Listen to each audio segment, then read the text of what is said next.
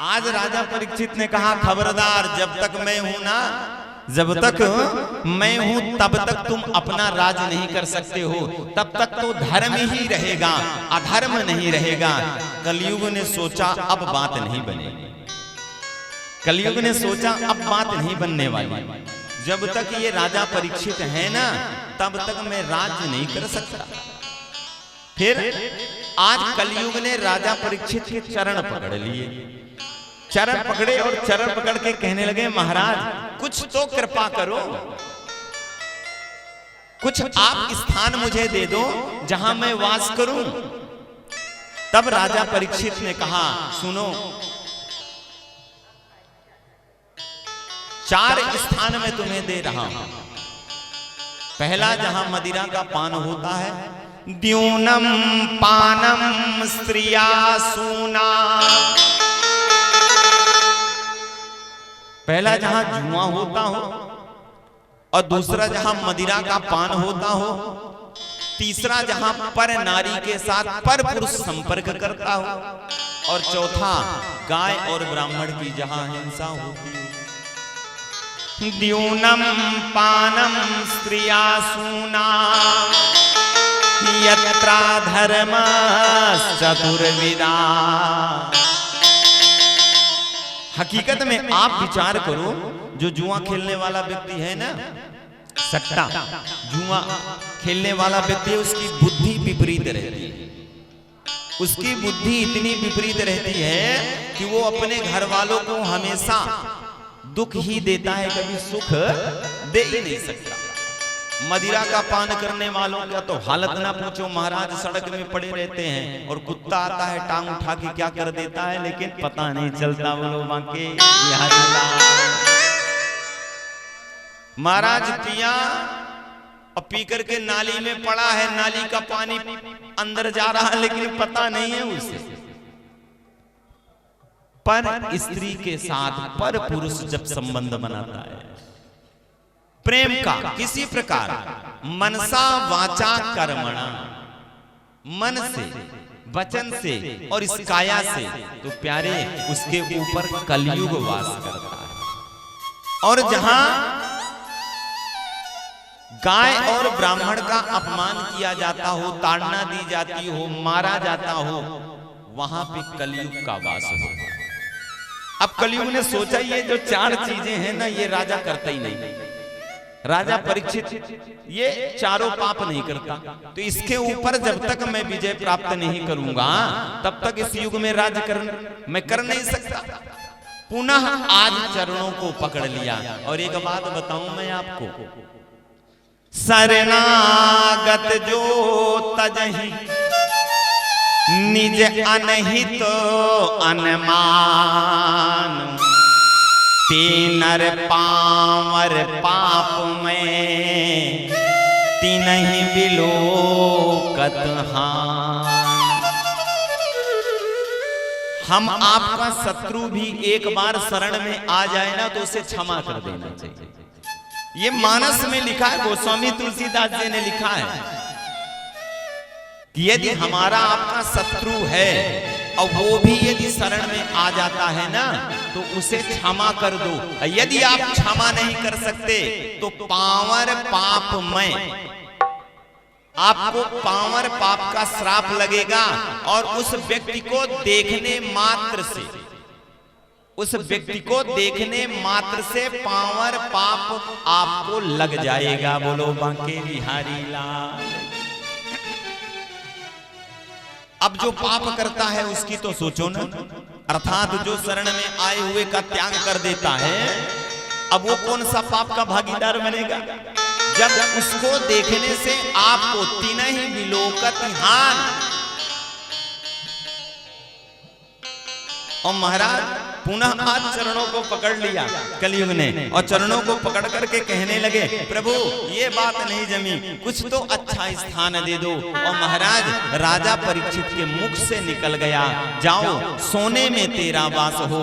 और जैसे सोने में सुना राजा परीक्षित के वचन कलयुग, महाराज तुरंत कलयुग स्वर्ण का मुकुट जो राजा परीक्षित पहन रखे थे उस पे जाकर के विराजमान हो गया। अच्छा, बात समझ में नहीं आई। राजा परीक्षित ने कहा जाओ सोने में तेरा वास हो, अर्थात जो माताएं सोना पहनती हैं गले में, कान में, हाथ में, उस पे कौन रहेगा? उस पे कलयुग। यही तो राजा परीक्षित ने कहा जाओ सोने में तेरा वास हो। लेकिन भगवान ने गीता में कहा है, भगवान ने गीता में कहा धातु नाम अस्म कांचनम, धातुओं में मैं सोना हूं। तो जब भगवान सोना है तो उसमें कलयुग कहां से आ जाएगा जी? और राजा परीक्षित ने कहा कि जाओ सोने में तेरा वास हो, और इधर भगवान ने कहा सोना मेरा स्वरूप है, सोने में मैं वास करता हूं। तो जहां भगवान वास करेंगे वहां कलयुग नहीं कर सकते। एक बात बता दूं, सोना दो प्रकार का होता है। एक प्रकार का सोना नहीं होता, दो प्रकार का।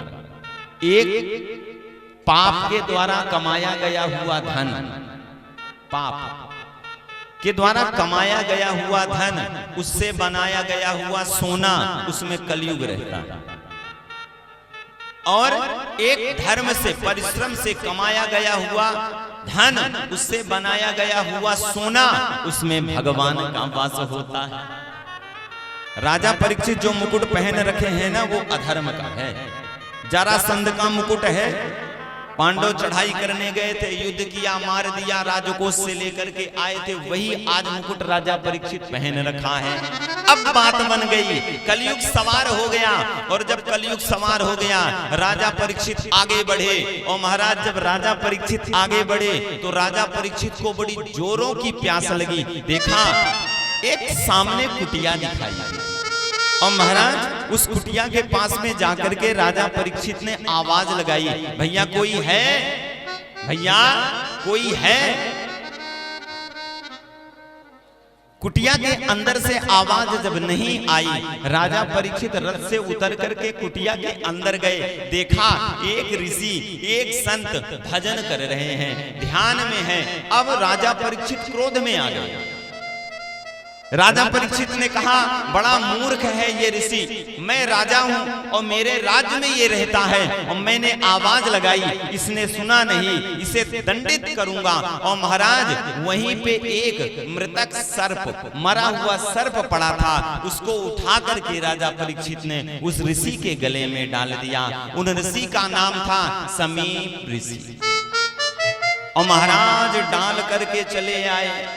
और जब अपने महल में आ गए ना राजा परीक्षित, मुकुट को उतार करके रखा, मुकुट को उतार करके जैसे रखा, कलयुग हटा, स्मरण हो गया, मेरे द्वारा पाप हो गया, मेरे द्वारा एक ऋषि का, एक संत का अपमान हो गया।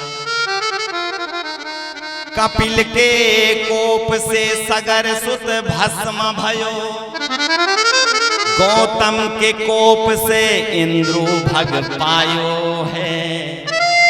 अकोपयो अगस्त मुनि सोखयो समुद्र को, कोपयो दुर्वासा यदि वंशी नसायो। कोपयो श्रृंगी श्राप दीन्ही परीक्षित को, कीन्हो अनेक यत्न आखिर काल खायो है। इस कलि के प्रभाव को मैं कहां तक बखान करूं, संत के सताए सुख काहू नहीं पायो। संत के सताए सुख काहू नहीं पायो।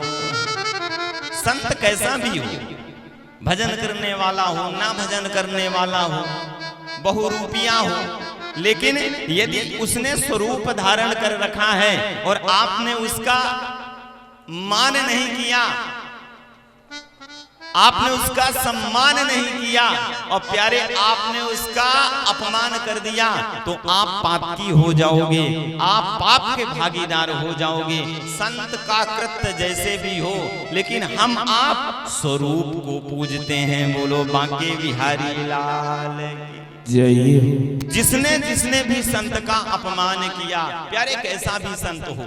अब आप यहाँ मेला में तो देखते हो ना, जब हरिहर बोली जाती तो चकाचक पूरा पंडाल भर जाता बाहर रोड में। आज मिश्रा जी से पूछो कितनी गड्डी गई होगी, कम से कम 7-8 हजार रुपया तो केवल बांट दिया गया।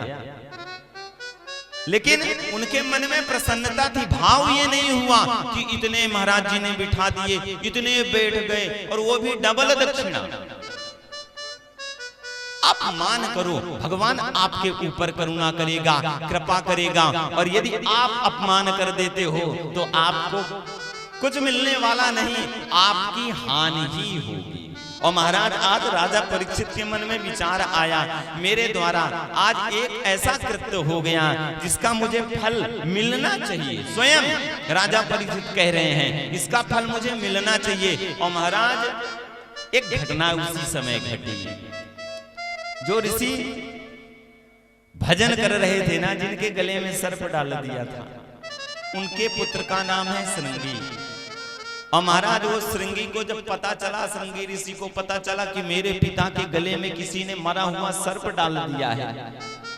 अच्छा, पुत्र को पता चल जाए फला ने मेरे पिताजी को ऐसी ऐसी बातें कही, तो एक बार पिता नहीं जाएगा लड़ने के लिए, लेकिन पुत्र दौड़ करके जाएगा। आज श्रृंगी ऋषि ने हाथ में जल लिया और जल लेकर के श्राप दे दिया।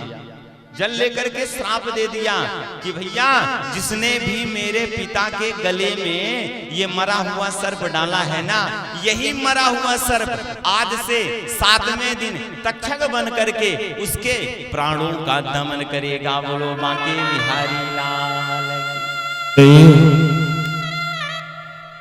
और इतने में जिन ऋषि के गले में मरा हुआ सर्प है ना, उनकी आंखें खुली। अब उन्हें जब पता चला तो दया आ गई। अपने पुत्र को बुलाया, बेटा ऐसा श्राप नहीं देना चाहिए, वो धर्म करने वाला राजा है। माना अकस्मात उससे ऐसा कृत्य हो गया, लेकिन तुम संत हो, तुम ऋषि हो, तुम्हें तो दूसरे के दुख को स्वयं देना चाहिए, किसी को दुख देने का अधिकार हमको है नहीं। और महाराज संत ऐसे होते हैं, ऐसे दयालु होते हैं। उन ऋषि ने क्या किया, अपने एक शिष्य को बुलाया और बुला करके भेज दिया, जाओ राजा परीक्षित से बता देना कि जिनके गले में आप मरा हुआ सर्प डाल के आए हो ना, उन्हीं के पुत्र ने तुम्हें श्राप दे दिया है। आज से 7वें दिन आपके प्राण वही मरा हुआ सर्प तक्षक बन करके डसेगा। ऐसा संत होता है। संत जटाजूट रखने से, माथे में तिलक लगाने से, भगवा वस्त्र धारण करने से, ढेर सारी माला पहनने से नहीं होता। संत एक कर्म है, क्रिया है।